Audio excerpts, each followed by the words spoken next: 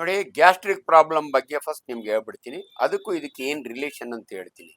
ಈ ಗ್ಯಾಸ್ಟ್ರಿಕ್ ಅಂದ್ರೆ ನಿಮ್ಮ ಜಠರ ಇರುತ್ತೆ. ನೀವು ತಿಂದ ಆಹಾರ ಅನ್ನನಾಳದ ಮುಖಾಂತರ ನಿಮ್ಮ ಜಠರಕ್ಕೆ ಹೋಗುತ್ತೆ.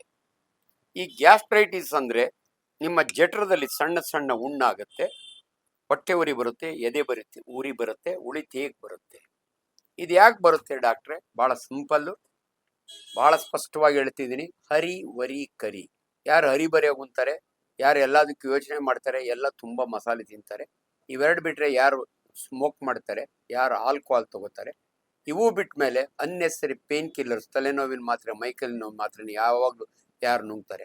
ಅದಕ್ಕಿಂತ ಇಂಪಾರ್ಟೆಂಟ್ ಇವತ್ತು ನಾವು ಎಂಡೋಸ್ಕೋಪಿ ಮಾಡಿ ಎಚ್ ಪೈಲೋರೈ ಅಂತ ಒಂದು ಬ್ಯಾಕ್ಟೀರಿಯಾ ನಿಮ್ಮ ಹೊಟ್ಟೆ ಒಳಗೆ ಹೆಂಗ್ ಹೋಗಿದೆ ಅಂದ್ರೆ, ನೀವು ರೋಡ್ ಸೈಡ್ ಫುಡ್ ತಿನ್ನೋರಿಗೆ ವೆರಿ ವೆರಿ ಕಾಮನ್.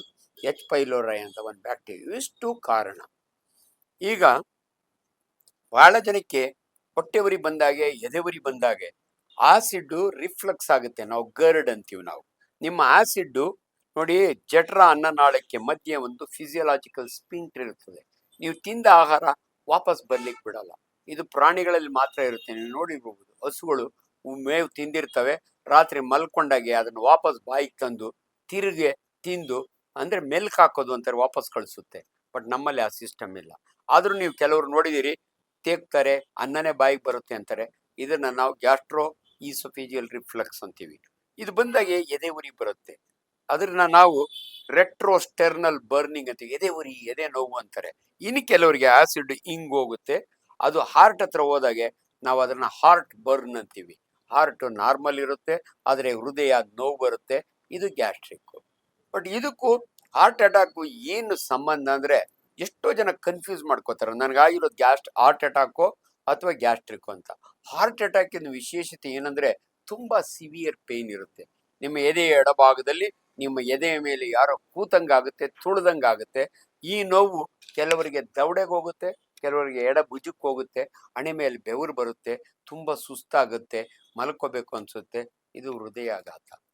ಸೊ ನಾವು ಏನ್ ಅಡ್ವೈಸ್ ಮಾಡ್ತೀವಿ ಅಂದ್ರೆ, ನಿಮ್ಗೆ ಹೃದಯಾಘಾತನೋ ಗ್ಯಾಸ್ಟ್ರಿಕ್ ನಿಮಗೆ ಗೊತ್ತಿಲ್ಲ, ದಯವಿಟ್ಟು ನೀವೊಂದು ಹಾಸ್ಪಿಟ್ಲಿಗೆ ಹೋಗಿ. ಜಯದೇವ್ ಅಂತ ಹಾಸ್ಪಿಟ್ಲಿಗೆ ಹೋದ್ರೆ 100 ಜನಕ್ಕೆ ECG ಮಾಡಿದ್ರೆ 98 ಜನಕ್ಕೆ ಏನು ಇಲ್ಲ, ನಿನಗೆ ಗ್ಯಾಸ್ಟ್ರಿಕ್ ಹೋಗು ಅಂತ ಕಳಿಸ್ತಾರೆ. ಇಬ್ಬರಾದ್ರೂ ಉಳ್ಕೋತಾರೆ.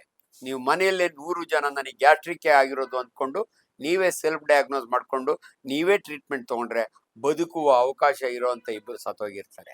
ಇದನ್ನ ನಿಮ್ಗೆ ಎಚ್ಚರಿಕೆ ಕೊಡ್ತೀವಿ ನಾವು. ದಯವಿಟ್ಟು ನಿಮ್ಗೆ ಹೊಟ್ಟೆ ಉರಿ, ಎದೆ ಉರಿ ಇದ್ರೆ ನೀವು ಮೊದಲು ಹಾಸ್ಪಿಟ್ಲಿಗೆ ಹೋಗಿ ಅಟ್ಲೀಸ್ಟ್ ಒಂದು ECG ಮಾಡ್ತಾರೆ, ಅವಾಗ ಗೊತ್ತಾಗುತ್ತೆ. ಈ ಹೃದಯಾಘಾತಕ್ಕೆ ಮತ್ತೆ ಅದೇ ಕಾರಣ, smoking, alcohol, stress and strain. ಈಚೀಚೆಗೆ ನೀವು ನೋಡಿದಿರಿ, ಬಹಳ ಜನ ಯಂಗ್ಸ್ಟರ್ಸ್ ಹಾರ್ಟ್ ಅಟ್ಯಾಕ್ ಆಗಿ ಬರ್ತಾರೆ. ನಾನು MBBS ಹೋದಾಗ ಗೌರ್ಮೆಂಟ್ ಮೆಡಿಕಲ್ ಕಾಲೇಜ್ ಬಳ್ಳಾರಿ 75ರಲ್ಲಿ ಮಕ್ಕಳು ತಂದೆ ತಾಯಿನ ಕರ್ಕೊಂಬರೋರು, ಎದೆ ನೋವು ಬಂದಿದೆ, ಇವತ್ತು ರಿವರ್ಸ್ ಆಗೋಗಿದೆ. ತಂದೆಗಳು ಮಕ್ಕಳನ್ನ ಕರ್ಕೊಂಬರ್ತಾರೆ. ಅದಕ್ಕೆ ಕಾರಣ ಸ್ಟ್ರೆಸ್ ಅಂಡ್ ಸ್ಟ್ರೈನ್. ನೋಡಿ, ಈಗಿನ ಜನರೇಷನ್ ಎಲ್ಲಾ ತನಗೆ 30 ವರ್ಷಕ್ಕೆ ಬೇಕು, ಬಂಗ್ಲೆ ಬೇಕು, ದೊಡ್ಡ ಕಾರ್ ಬೇಕು. ಹಳೆ ಕಾಲದಲ್ಲಿ ಹಂಗಿರಲ್ಲ, ರಿಟೈರ್ ಆಗೋಷ್ಟೊತ್ತಿಗೆ ಒಂದು ಮನೆ ಮಾಡಿದ್ರೆ ಸಾಕು, ಆ ರೀತಿ ಬದುಕ್ತಿದ್ರು.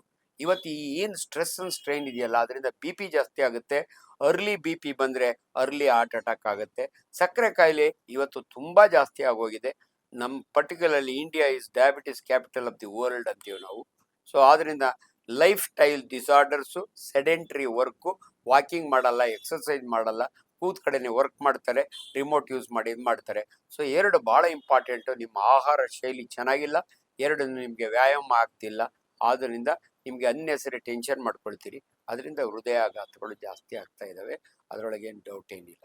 ಸೊ ಅದರಿಂದ ಫಸ್ಟ್ ನೀವು ಸ್ಮೋಕಿಂಗ್ ಇದ್ರೆ, smoking one of the worst cause for heart attack ಈ ಸ್ಮೋಕಿಂಗ್ ಅಂತೀವಿ.